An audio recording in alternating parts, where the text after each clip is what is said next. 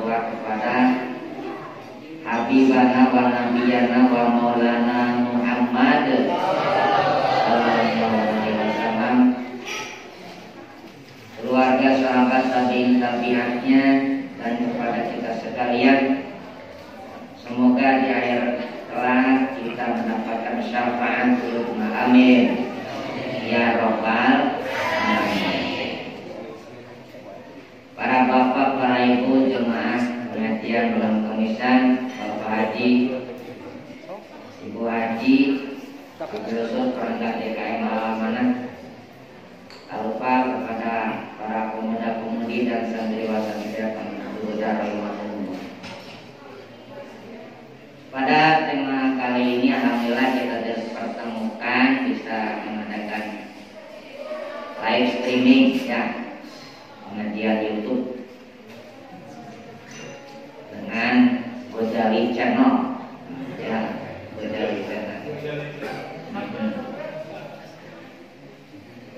Pada kali ini kita akan membahas tentang hikmahnya mengaji.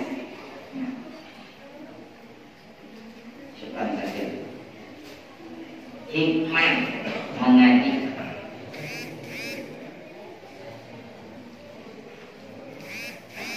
Kadang orang ada sebagian yang suka dan senang bahkan istiqomah beribadah, sholat duha, baca Quran, saum, dan yang lain-lain. Itu bagus. Tapi terkadang mereka ini lupa bahwa itu kelakuan harus ada perangkatnya, ilmunya gitu. Kan ada teori, ada praktek.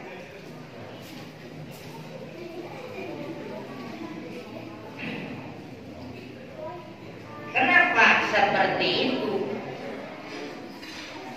Ya, yang dikatakan teori dan praktek itu tidak bisa dipisahkan.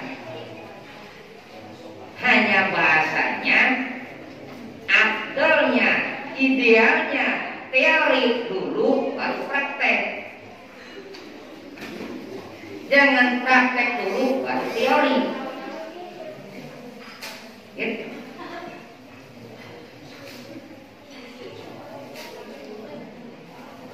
Di dalam satu syair dikatakan, dalam fa'inalil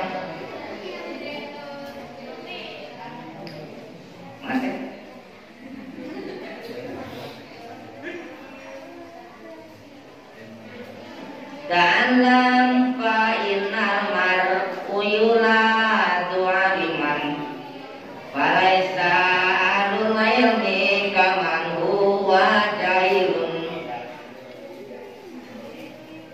Ta'alam, Anda harus mengaji, mencari ilmu, apapun ilmu itu tidak perlu lain kudu ilmu alif-alifan lain. Pengen ke sawah harus tahu ilmunya, pengen masak harus tahu ilmunya. Fa'inal mar'a yuladu aliman, tidak ada orang yang lahir itu langsung pinter gitu. Dan orang lain naon, lain onta, betul nggak? Emang beda onta dengan kita? Beda dong. Onta, kambing, kerbau begitu lahir langsung bisa lari, betul nggak nih? Ya, silakan kalau di padang pasir yang banyak singanya.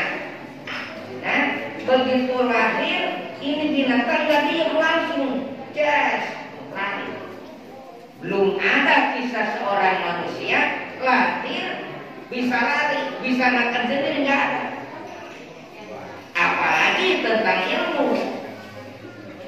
Itu.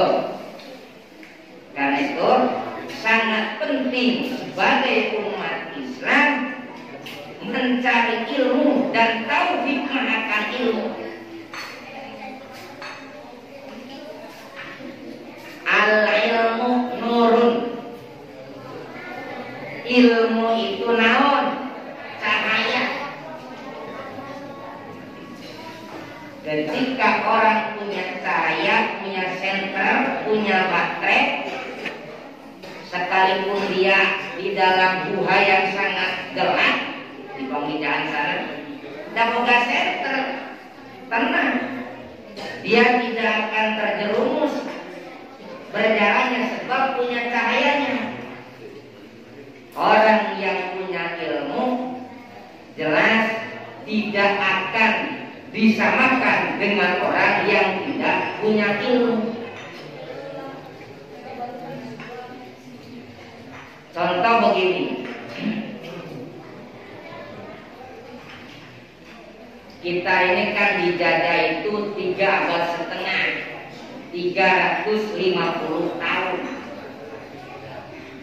Ya, kadang mungkin sampai hari ini masih ada pelaku-pelaku yang pernah bekerja pada waktu itu. Contoh, pelaku yang pernah mengecat jembatan Cirahong. Saya yakin masih ada itu. Dari sini orang kompleks dari sini. Cirahong itu suatu jembatan yang menghubungkan Kabupaten Ciamis dan Tasikmalaya, yaitu jembatan kereta yang di atasnya ada mobil. Di bawahnya, di atasnya kereta, di bawah mobil. Di bawahnya itu Sungai Citarum. Itu para pekerjanya bangsa kita. Yang instrukturnya orang-orang belanda. Setahu saya Cirahong ini belum direlok dari dulu. Bayang, sudah puluhan tahun ini jembatan begitu kokoh dan kuat. Kenapa? Teorinya benar. Tak untuk ieu carana, untuk ieu carana. Sebab apa? Ilmu yang ke depan, teori belakangan, praktek belakangan. Kalau kita kan beda, ya. Kita kan dalam membangun tidak ada prediksi tahun, prediksinya rapi, benar? 1-2 tahun maksimal, 5 tahun hancur. Kenapa? Tanpa ilmu yang kuat. Tapi kalau orang lain itu membangun itu bisa ditaksir, ini kekuatannya 50 tahun, ini 100 tahun, ini 500 tahun. Mantap kunaon disebut menara Eiffel kan, patung Liberty, piramid Mesir, tembok Cina kan. Ilmu yang ke depan sehingga prakteknya bisa disaksikan termasuk Candi Borobudur kan, itu ilmu. Makanya berangkat daripada ilmu, sebelum kita praktek ibadah utamanya dahulukan ilmu. Makanya ketika kita pengen punya ilmu, jelas kudu daek insya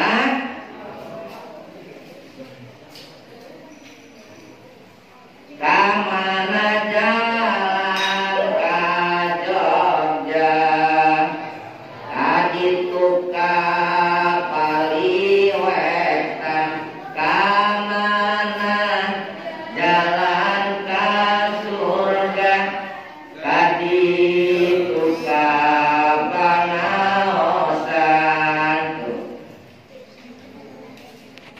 Dengan kita mengaji bukan sebatas mendapatkan ilmu, tapi berbagai manfaat. Satu, bisa bersilaturahmi dengan teman-teman.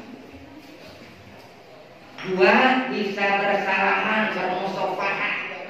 Kata Rasul ketika ada 2 orang muslim bermusyawarah saling meminta maaf dengan lillahi ta'ala ikhlasnya, maka dosa keduanya akan keluar daripada sela-sela jari terakhir dia bersalaman.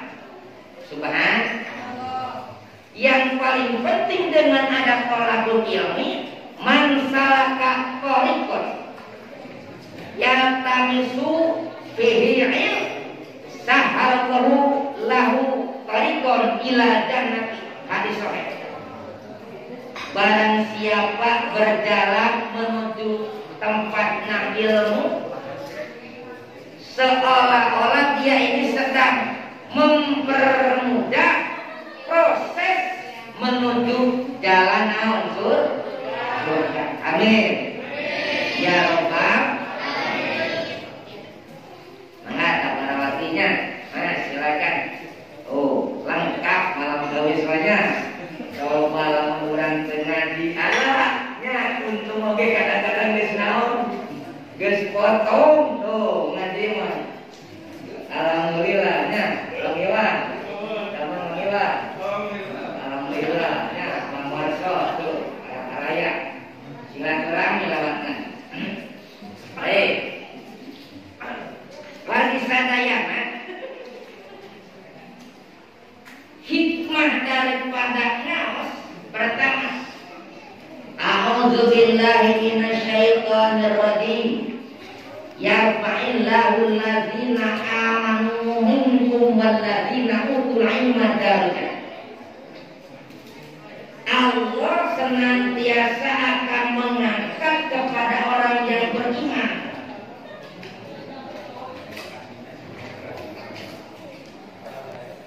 dan orang yang senantiasa utul ilma, punya ilmu. Darajatan beberapa derajat. Orang yang iman teu boga ilmu geus diangkat. Orang iman punya ilmu diangkat melebihi orang yang tidak punya ilmu. Apa itu? Makanya jadi sebagai generasi Islam jangan bosan kita itu mencari ilmu. Khudbil hikmata walau kana murron walau kana min fahmil bahaim. Ambil hikmah sekalipun itu baik, sekalipun daripada mulut naon hewan. Ketika itu kebajikan telur, ambil.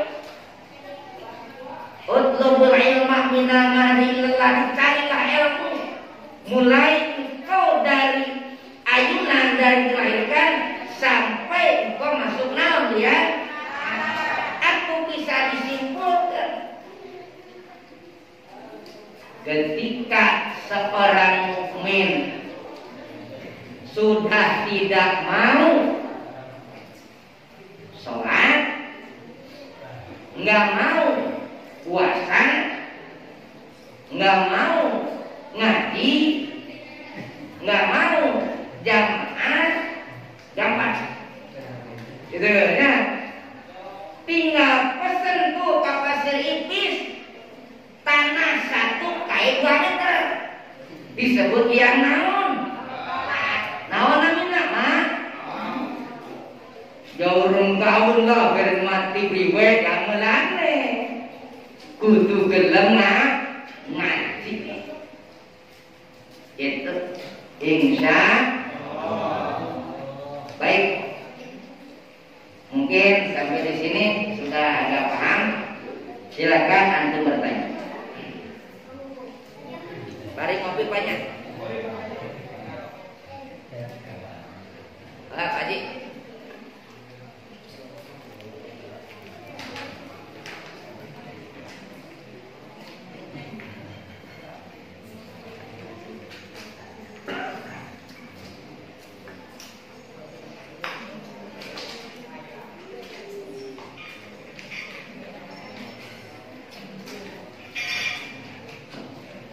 Belum ada? Baik. Sekarang begini. Kenapa dan bagaimana ya orang ini suka ngaji tapi tidak beramal, suka beramal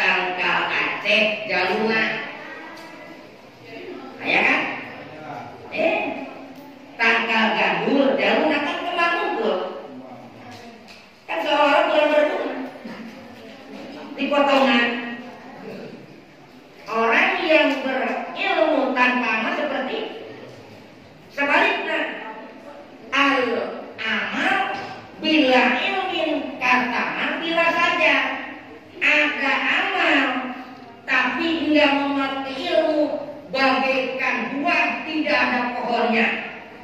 Buah naon? Buah hiasan. Dina mobil aya anggur-angguran, dina plastik itu kan buah.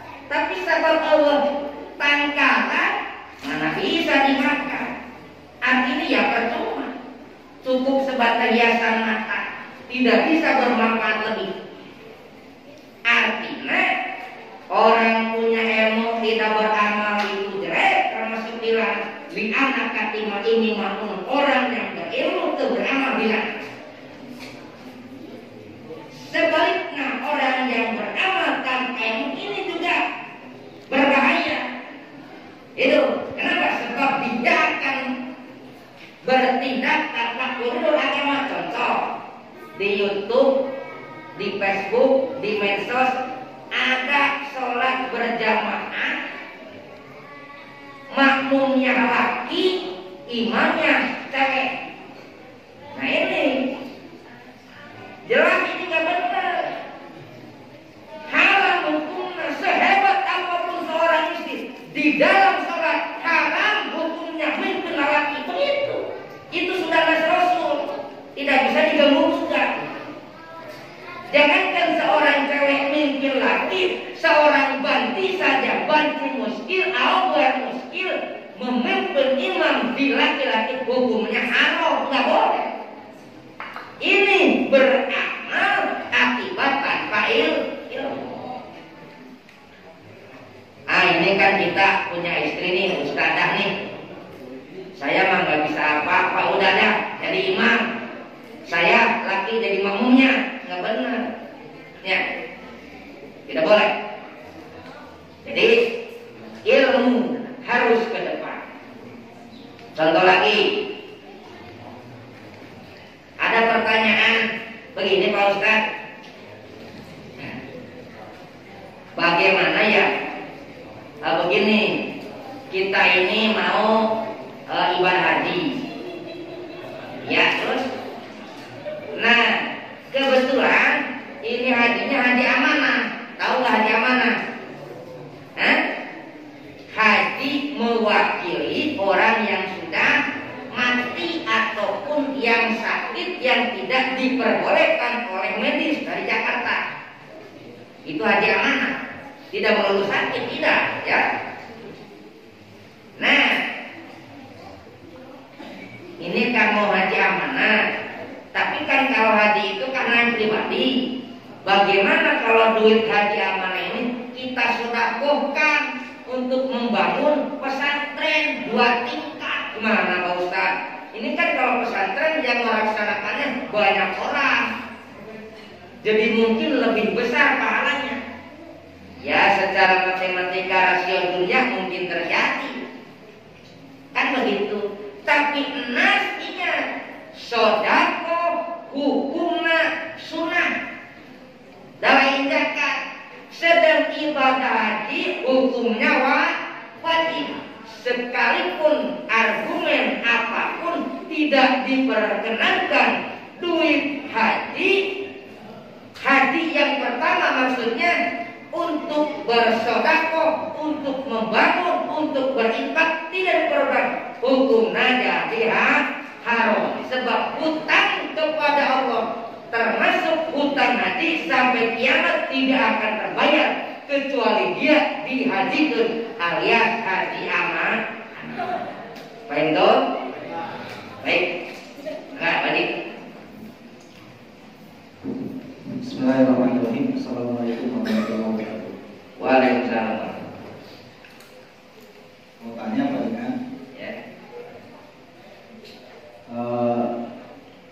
Dalam proses menuntut ilmu, kalau boleh, apakah memang sifatnya semuanya itu sifatnya wajib ain, fardu ain untuk setiap muslim muslimat, atau ada sebagian yang sifatnya fardu kifayah? Artinya bersifat semuanya sifatnya wajib ain, atau ada yang fardu kifayah? Ada nggak yang bersifat seperti itu? Nah terus kalau kewajiban yang sifatnya fardu kifayah seperti misalkan menangani jenazah namanya, tapi ternyata ada yang tidak tertangani sama sekali karena kurang ilmu sehingga tidak dilaksanakan kewajiban bagi yang hidup terhadap yang meninggal. Nah ini yang menanggung kewajiban yang menanggung dosanya itu sebenarnya seberapa luas nih lingkupnya? Apakah hanya satu komplek? Apakah seluruhnya? Atau gimana? Implementasinya gimana? Baik. Ilmu teknik mencarinya itu ada dua ya, vonis atau hitopnya. Satu ilmu fardu kifayah, dua ilmu fardu ain. Itu ilmu fardu ain, suatu ilmu yang dangkal. Contohnya kalau di dalam dalil tauhid, dalil ijma'i, garis besar. Contoh, orang harus tahu kepada jumlahan para nabi, wajib itu. Itu. Yang 25 harus tahu jumlahan malaikat dan tugasnya yang 10. Harus tahu cara-cara wudhu, itu kan yang dangkal-dangkal. Nah, ilmu yang seperti ini itu fardu ain. Artinya desunama notok saban babatok sumarama saban tiakopea. Artinya ketika dia sudah balik dan berakal sehat, mukalaf narana, dia wajib mengetahui ilmu seperti itu. Naik lagi fardu kifayah. Nah, fardu kifayah ini bagi ilmu yang kelas menengah ke atas, artinya yang tidak terjangkau oleh orang-orang biasa, ngan cukup ajengan disebut guru. Nah, mana dalil tafsir, dalil yang detail tentang keesaan Allah, dalil yang detail tentang ke Rasulullah, dalil yang detail tentang tadbirul Quran. Nah ini ilmu nukieu farduna fardu ain. Enaon fardu kifayah. Fardu kifayah itu gimana? Ketika di suatu kampung, kalau kita kifayah itu di kita kan berarti sekupnya DKM. Bahasa Inggris lain DKM. Kita DKM di sini, sekup DKM. Kita hidup karena sholat Jumat, Jumat kan DKM. Sekup DKM itu ketika seseorang naik ke atas, kemudian dia bersuara sampai di mana suara itu terdengar, siapa yang mendengar itu wajib ke sini sholat Jumatnya. Kalau memang masih satu kampung, tuh begitu. Nah, berarti kalau yang fardu kifayah satu DKM, tidak ada orang yang tahu tajwidul Quran, yang tafsirnya, yang rincinya, tidak tahu ilmu tauhid yang detailnya, maka semua warga DKM kena vonis dok. Datang tukang kredit, dia nggak mau ngaji, namanya juga berdagang. Masuk ke DKM kita mau bisnis, berapa jam dia putar-putar di DKM? 2 jam. Maka saat 2 jam ini masyarakat DKM kita lolos daripada laknatullah akibat apa? Ilmu naon tadi.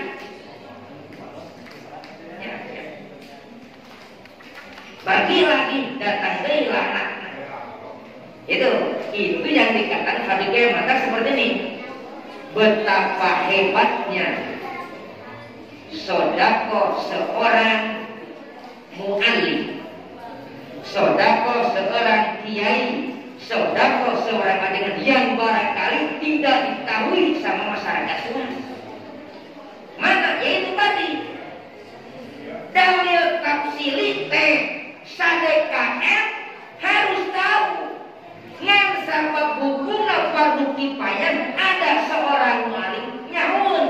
DKM yang akan kena laknat Allah ditangkis usaha urangnya. Gara-gara dia paham ilmu.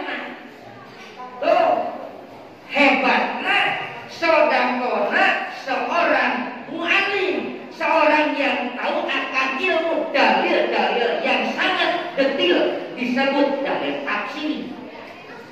Kemudian pertanyaan yang kedua tadi dikatakan sejauh mana radius satu DKI.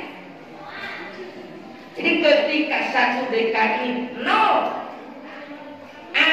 tidak ada yang tahu akan dalil tafsirnya ilmu tauhid, maka sadekah itu jelas dosa laknat akan turun. Begitu. Emang kalau kita di kaji ada ya, ada di DKI yang lain itu kadang-kadang ada begitu. Buktinya kadang-kadang seorang khotib masih terpaham cara-cara bagaimana khutbah.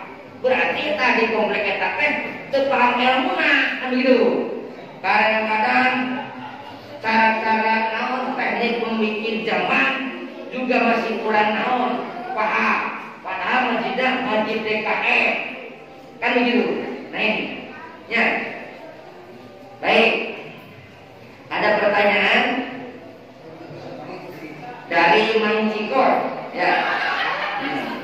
Baik. Sedekah yang diterima Allah, sedekah yang seperti apa? Sedekah yang diterima oleh Allah, satu, sedekah yang halal. Kedua, yang jelas tidak ada niatan kecuali lillahi ta'ala. Insya Allah bisa.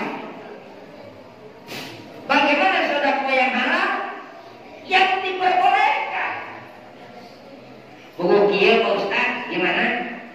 Ya begini nih, kata Allah ada bahasa infak. Infak itu kan mengasihkan sesuatu yang engkau cintai sangat banget. Kebetulan saya akan bertanya, coba apa yang engkau sangat hormati, yang engkau sangat cintai, dan engkau sangat jaga apa? Ya ini kegarisan saya. Nah itu infakin sama saya pas. Nah ini dia ya. Tidak benar. Sebab tidak ada naon transaksi nikah. Itu kan tinggal diterima sebab naon haram. Itu deh. Infak sedekah yang diterima itu satu yang halal, dua niatna lillahi ta'ala. Dua. Silakan antum barangkali mau bertanya, tulis silakan. Untuk menyikapi orang yang berilmu tapi tidak dipakai harus seperti apa? Mayoritas di masyarakat banyak yang berilmu tapi salah penempatan. Nah, untuk menyikapi orang yang berilmu tapi tidak dipakai, nah ini iwati kita fastabiqul khairat. Berlomba dalam kebajikan. Contoh di DKM ini banyak santri bisa adan. Bagaimana caranya si santri teh ngamalkeun ilmu? Adan kubur pakai asal teu naon. Kan rata. Assalatu khairum minan naum. Ieu teh poe rata. Gege PRT kubliwa kieu. Gitu kan? Jadi otomatis iya tuh bener nuadan ini udah ganti biar saya yang pakai tuh kan dipancing fastabiqul khairat kan begitu caranya. Tidak perlulah kita menyentil. Kenapa? Sebab ya kita pun belum tentu menjadi orang naon.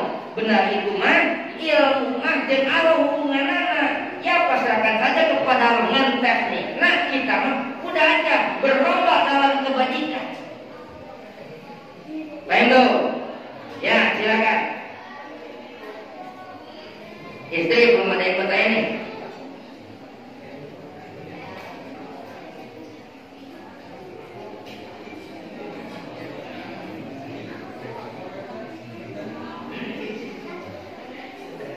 Sekarang yang dikatakan perlunya kita punya ilmu ngaji, ya termasuk amal.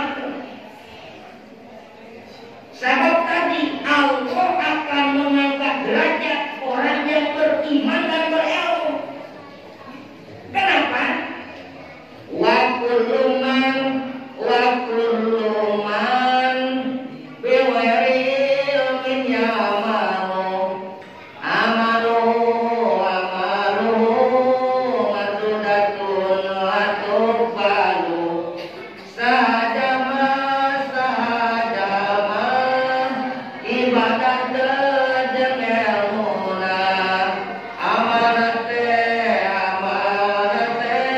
ditolak teu ditarimana. Kuncina sebetulnya begini, orang yang beramal tanpa ilmu itu nggak ada benarnya. Kenapa? Dia tidak tahu. Dia bukan benar tapi kebenaran. Contoh, seorang tentara latihan menembak, kita nggak pernah latihan menembak, suatu saat dikonteskan, kok kita yang benar? Nah ini tentara mah eleh tapi ladang latihan, urang mah menang tapi ladang latihan, berarti yang pinter bukan kita tapi TNI. Begitu. Kenapa? Ilmu yang sudah ada dari benang jeung teu benang bukan ilmu jeung lain ilmu, tapi jelas takdir Allah kudu benang. Ngan sarena nak moal benang lamun teu aya proses berilmu, sebab aya teknik. Mantap kalau di sini kan satri kan latihan naon, kemana gitunya. Teknik kemana ge udah beberapa minggu masih salah-salah. Itu ada tekniknya. Gitu. Jadi ingat bahwa pentingnya kita berilmu, karena orang yang beribadah tanpa ilmu la syai'a. Mun gaya gue ya wis lah nyurar salat. Berikut sih Pak, namun seorang orang namun yang baru terima, oh simpah ya, bener sih, tapi kurang bener. Pun singang orang, sing salat boten gadah ilmu, ditolak mending sing orang namun salat, kan begitu? Nyaya lumayan lah itunya. Orang yang seperti ini akan kasih pahala bukan dari benar dan tidaknya sholat dan jelas itu benar begitu, tapi dia dikasih persen ladang musik sokong malah menerima. Jadi ladang musik terukur. Kenapa? Lawung Arab kudu nguyuh kisik wis nguyuh orang cemok kan gitu toh. So kayaknya seorang supir kadang-kadangnya sabab hayang ngomong kan ngomongnya tidak naon di luar di napan harus buat nanti hamil kuat gitu ya. Sudah ngomong dah wajai kita mepet langsung saja dan kada sarang-sarang beres itu nemu majid dulu sholat. Ini kan keluar koridor ilmu sebab lawan najis hukumnya. Anu itu sotenya ya, kalau yang punya ilmunya tidak begitu. Anda mengompol, Anda kencing, tidak perlu ada air kalau memang paham ilmunya. Kan begitu? Tahu nggak caranya? Nah, begitu habis ngompol ya sudah nggak ada lagi, dielap ya, laki kan gampang, beda dengan cewek. Dielap dengan yang suci, yang kasar, tidak berpasir. 3 kali, gitu. Tapi ininya 3. Wah, ganti lagi, takut, ting. Udah masukin, itu namanya mepet. Sah, suci, boleh. Begitu. Bagaimana ini kalau cewek sama? Hanya memang agak bingung juga kalau ceweknya, gitu. Ada rumit, gitu. Nah, baik. Kalau tanah wakaf dibangun rumah pribadi, hukumnya seperti apa? Nah, begini. Anda bertanya, kami menjawab.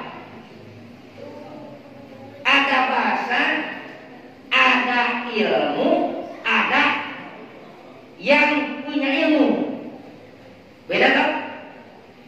Ilmu dan yang punya ilmu. Ari ilmu mah tidak terlihat. Yang punya ilmu mah dohir, manusia namanya. Seseorang yang sudah punya ilmu dikatakan ustaz, dikatakan kiai, dikatakan santri, dikatakan ulama. Begitu.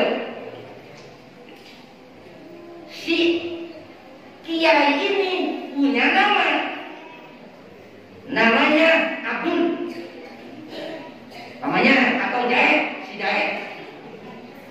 Nah, Anda bertanya, gimana kalau si Jaid ini menempati tanah wakaf? Kalau hukumnya si Jaid menempati tanah wakaf, hukumnya haram. Sebab si Jaid tidak berkalian dengan ilmu, paham? Tapi ketika si Jaid punya ilmu disebut kiai, lain Jaid, nah kiai bahasana. Bagaimana kalau seorang kiai menempati tanah wakaf? Kan kiai, paham?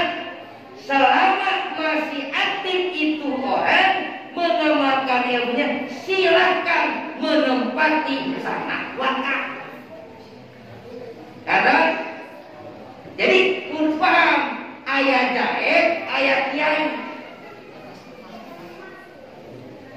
Makanya kita suka apa? Suka bercanda. Kita sedang apa? Tahlil ya. Kebetulan dengan Pak Kubu, gitu kan? Itu bisa teknik dua memanggilnya. Apa memanggil kubunya? Apa memanggil jakatnya? Tergantung. Dan posisinya sedang tidak aktif, kita panggil jakatnya, nggak masalah. Pak Jaka sini, saya bukan manggil kubu. Jakatnya ini kapasitasnya berarti man to man, teman. Kan gitu. Tapi kalau memanggil kubunya lain hukum, itu kubu. Nah, inilah yang dikatakan bahwa ketika kita menghormati ilmu, ladang kita tolak ilmu, terang hormati ilmunya, hormati amalnya, hormati yang punya ilmunya. Makanya kalau di Jawa Timur, Jawa Tengah ya, kan sekarang Jawa Barat, Jawa Tengah kan bagus ya, Jawa Tengahnya. Di Jawa Tengah itu wakil gubernurnya punya pesantren, namanya Taj Yasin bin Haji Maimun almarhum almarhumlah anu wafat di Mekah. Paniterannya beliau punya pesantren. Etika orang Jawa Tengah dan Jawa Timur kepada yang penuh ilmunya tidak memanggil Yasin, tapi Gus Yasin. Jawa Timur, Jawa Tengah. Jawa Barat kebetulan wakil gubernur Kang Kuku punya pesantren, 5.000 santrinya, santri salaf komunitas gitu. Bahkan itu panglima santri Jawa Barat. Alhamdulillah. Ya. Ketika di gubernur dia pembantu, tapi ketika kita sebagai bawahan lain hukum ini mau manggil apa ini? Wagu, ya atau ajinannya kan begitu. Ada kapasitas. Baik tuh. Baik. Ada lagi saya. Apa hukumnya sumpah pocong dalam agama Islam? Boleh apa tidak? Dan apakah ada hadis atau keterangan dalam Al-Quran? Ini dari Bapak Haris.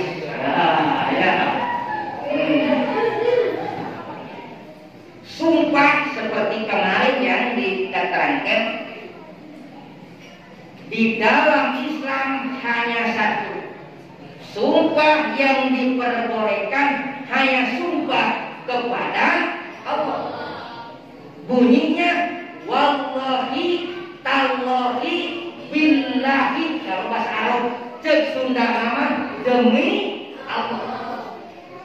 Selain itu tidak ada kata sumpah. Bagaimana kalau begini? Demi langit dan bumi aku bersumpah. Gitu. Nah, ini sepertinya nyanyian. Barang siapa bersumpah kepada selain Allah, kepada makhluk Allah, hukumnya musyrik, hukumnya syirik, pelakunya musyrik. Tidak boleh. Jamak nusumpah kusalayan di Allah dosa besar. Sekarang sumpah pocong. Bisa terjadi bagaimana? Sumpah pocong itu biasanya dilakukan oleh orang-orang yang sudah berbuat dosa, kemudian orang-orang kampung kasebar menghukumi. Pakailah mungkin kain kapan dan sebagainya, disebut sumpah pocong. Ini sebatas sugesti sebenarnya. Orang Sunda mah nyingsieunan supaya ngaku jeung kapok. Begitu. Sumpah pocong yang itu dilakukan ketika tidak dijadikan itikad tidak masalah. Nyingsieunan itu. Tapi lamun sumpah pocong dijadikan itikad, ketika kamu tidak mengaku pada Allah, maka kamu akan jadi pocong. Nggak ada judulnya jangan jadi pocong, kan? Berarti dengan itikad. Ketika dengan itikad, maka sang pelaku hukumnya musyrik. Itu bertalian dengan naon? Setan. Tidak ada sumpah pocong. Jadi ayat sumpah itu kan suatu kelakuan untuk menjerat seseorang amin naon ngaku intinya berkatinya. Kan sudah saya katakan di dalam bersumpah itu ya jangan main-main. Sumpah demi Allah ketika benar sekalipun benar pun bisa berulang. Sekalipun yang wajib. Ketika seseorang melaksanakan sumpah tapi ternyata dia bohong, maka dia wajib berpuasa 3 hari berturut-turut, namanya kifarah yamin, dosa hukum. Jadi para bapak, para ibu, adik-adik, orang yang sumpah demi Allah tapi bohong itu harus kifarah yamin, berpuasa 3 hari berturut. Nah, ada orang begini Pak Ustaz, anu gitu kan, didudukin, duduk, disumpah 3 kali demi Allah, demi Allah, demi Allah, beres. Ngan ada sedikit kesalahan, dia menambah bahasa itu. Gimana? Demi Allah, saya kalau melakukan anu, maka saya berani mati. Berani matinya ini yang tidak boleh. Allahu Akbar. Saya kayaknya agak dosa juga ya. Kalau nggak salah itu 1 bulan dari saya berkadar mati dia. Tuh, kenapa? Kadang Allah itu ada dina sangka manusia. Artinya begini, kita ini dagang, padahal mah bangkrut urang teh, kan hati ngomong, asalkan bangkrutnya tuh. Kenapa? Kata itu doa. Hati-hati. Makanya harus yakin, innallaha ma'ana, Allah beserta kita.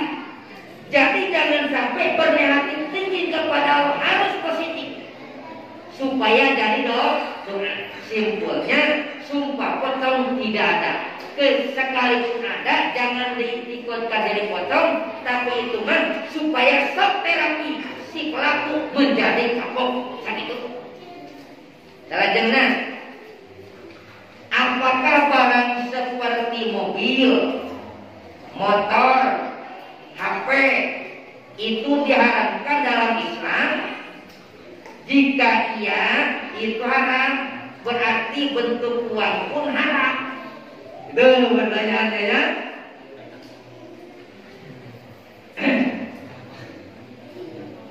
Segala sesuatu ini mah mungkin bertalian dengan bid'ah ini teh. Ya. Ada satu keterangan wa min muhdatsatil umuri bid'atun wa kullu bid'atin dolalatun wa kullu dolalatin finnar. Ini yang perlu dipahami. Sesuatu yang tidak pernah dilaksanakan zaman Rasul namanya bid'ah. Itu naon bid'ah, live streaming bid'ah ini, speaker bid'ah, sepeda bid'ah, HP bid'ah, bid'ah. Nah ingat, wa kullu bid'atin dolalatun. Nerangkan bid'ah masuk karena kita. Namanya kitab yang agak naik, kitab mantik. Mantik teh tata cara bahasa. Kulo disebut isim nakirah umum sebab tidak ada alif lamnya. Bid'atin itu pun umum, tidak ada alif lamnya. Umum dengan umum disatukan, nakirah dengan nakirah disatukan akan memunculkan khusus. Lamun ketina setuman aya plus aya min, kan begitu? Plus satukan dengan min, lumpatlah jadi min. Plus bersatu dengan plus jadi plus. Min dengan min bakal menimbulkan plus. Begitu. Yang umum dengan yang umum disatukan menjadi khusus. Wa kullu bid'atin disebut kualidinya kul majmu, bukan kul jam'i. Ari kul majmu teh dikatakan semua tapi ada yang keluar sedikit.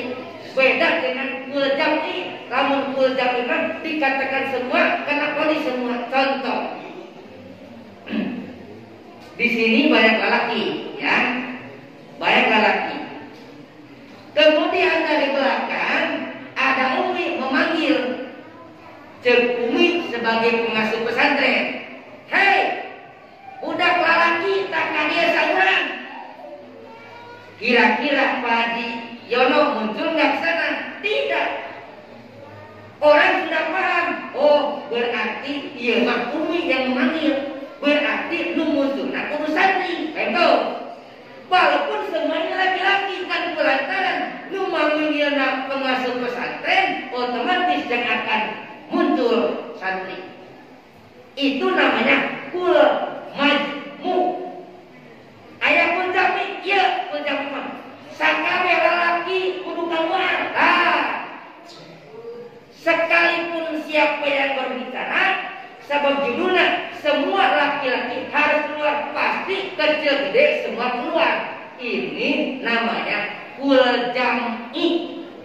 Ya. Nah, karena itu bahwa tidak haram sebab bid'ahnya bid'ah hasanah selama mobilnya, sepedanya, HP-nya dipakai naon to'an. Emang HP bisa dipakai maksiat? Oh bisa. Teroris pakai naon? HP. Kita ini sepertinya kalau kita mengatakan I love you haram kan? Tapi kita di HP, cek di HP, my heart for you on this, waduh gitu aja. Hatiku hanya untuk ngecek di HP kepada si teun, itu haram hukuman. Itu HP termasuk dipakai maksiat. Apalagi yang dikatakan gospot. Orang bergospot duaan masih lumayan, dosa besar sih, tapi akan lebih bahaya seseorang gospot lewat HP ini. Kenapa? Kalau kita gospot lewat WA berapa WhatsApp grup di WA, orang akan tahu. Yang paling bahaya lewat YouTube dan medsos yang lain, maka ratusan juta akan tahu yang si anu begini.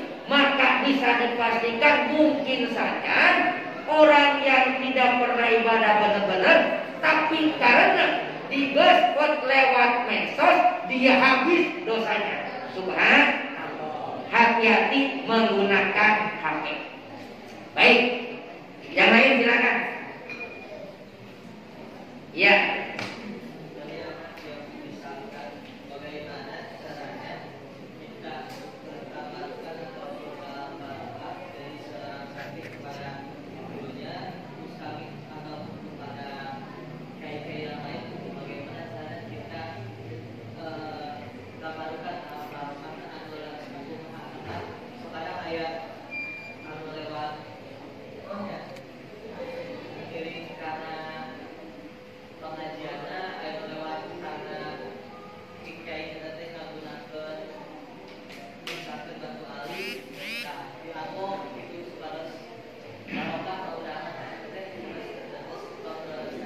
Ya, barokah itu kan berangkat dari ilmu kan. Barokah itu kita harus tahu mahwa barokah. Mahya barokah, apa itu barokah? Barokah itu cek Sunda nama nilai plus. Ziyadatul khair fil khair. Tambah bagus dina kebagusan. Itu barokah namanya. Barokah bisa itu bagaimana dia punya ilmu, kita ngikutin amaliyahnya, sebab dia berilmu, itu barokah. Umpamanya dari pakaiannya, pakaiannya kan kayak begini, kan di TV ada si ponari loh, si ponari dapat naon meteor, ternyata kena air bisa sembuh. Ini tergantung kita menyikapi. Kalau kita nggak paham menyikapi, yang buatnya jadi musyrik. Kalau paham tidak, kan ari meteor teh cek dina bahasa sekolah mah ekor bintang disebut komet, kan begitu. Tapi kalau di dalam kita baik lagi, meteor itu pecahan bintang yang diambil oleh malaikat untuk merekrut setan, kan begitu. Nah, biasanya setan itu naiknya ketika mendung, maka supaya gelap. Cek sekolah gelap itu bentroknya antara awan positif dan awan negatif, terjadinya penduduk gelap. Cek kita setan naik karena pengen mendengarkan percakapan malaikat murakatul katibin. Allah mengutus kepada malaikat supaya meleduk kata setan memakai meteor itu disebut panah api, yaitu bintang itu. Nah, kenapa ini dikatakan musibun ari barokah? Sebab si panah itu dipegang sama malaikat. Ari malaikat teh selalu naon? Bertasbih. Orang yang selalu bertasbih beribadah jelas ketika memegang, kita pegang jadi barokah, dan ini dipegang sama Allah terbaik, termasuk komitmen tadi gitu. Akhirnya seseorang umpamanya ngalap barokah yang alina, bukan dari alinya, tapi si ali ini telah dipegang sama orang yang banyak ilmu dan amalnya. Kita pegang, mungkin saja si ali ini bertasbih sebab tadinya dipegang sama orang yang punya ilmu itu banget. Paham? Gitu. Contoh begini, baju Nabi kan masih ada di YouTube ya, baju Nabi, rambut Nabi itu kan, apalagi itu mendatangkan mukjizat. Tapi kita kan naon bedanya baju Nabi yang murah kan begitu saja. Tapi kenapa ini sangat dikeramatkan? Nah, inilah yang dikatakan barokah. Apalagi Nabi, yang namanya Nabi, saya jamin nungaran Nabi Muhammad sallallahu alaihi wasallam bisa dipastikan jasadnya tidak akan hancur sampai kiamat terjadi. Saya jamin. Sekalipun dina tahu baik sebab dirahasiakan. Mana buktinya jasad kanjeng Nabi sudah 2 kali mau dipaling lewat jalan tikus sama Yahudi. Kan ada di bawah Masjid Nabawi ya Mas ya. Itu di sana. Tapi alhamdulillah begitu dekat dicopot aku Malaysia. Gitu. Jadi yang dikatakan barokah itu bisa karena ilmu, bisa karena pakaian yang telah lama dipakai oleh orang yang beriman dan beramal soleh. Insya Allah pakaian itu akan menimbulkan barokah. Tengok. Ayo jadi. Oh, terakhir ya. Mas perbuatan apa Pak yang dibenci sama Allah? Perbuatan apa? Perbuatan apa yang dibenci sama Allah? Oh banyak. Dukun, pelet. Pokoknya perbuatan yang melanggar syariat Allah, syariat Islam, yaitu dibenci. Gampang kan? Nah, bagaimana kita nggak mau dibenci? Ya, otomatis fakirru ilallah. Urang kudu ka Allah segala sesuatu kembalinya ya. Lamun urang terpusing, urang terbingung, istighfar ka Allah, maka salawat ka Rasulullah, insya Allah bakal naon, bakal lenglang hatena, bakal barokah hirupna, bakal menang pahala sabab urang elina ka Gusti. Ittaqullaha haqqa tuqatih wa la tamutunna illa wa antum muslimun. Bertakwalah kamu kepada setakwa-takwanya dan kamu jangan sampai mati kecuali kamu beragama Islam. Insya Allah. Cakap saat itu saya nanti Gusti Allah cepat nanti semati. Mugi para wirasana pun. Pada yang ngapunten. Alhamdulillah. Assalamualaikum warahmatullahi wabarakatuh. Bimbana ima alam jana Rabbi alina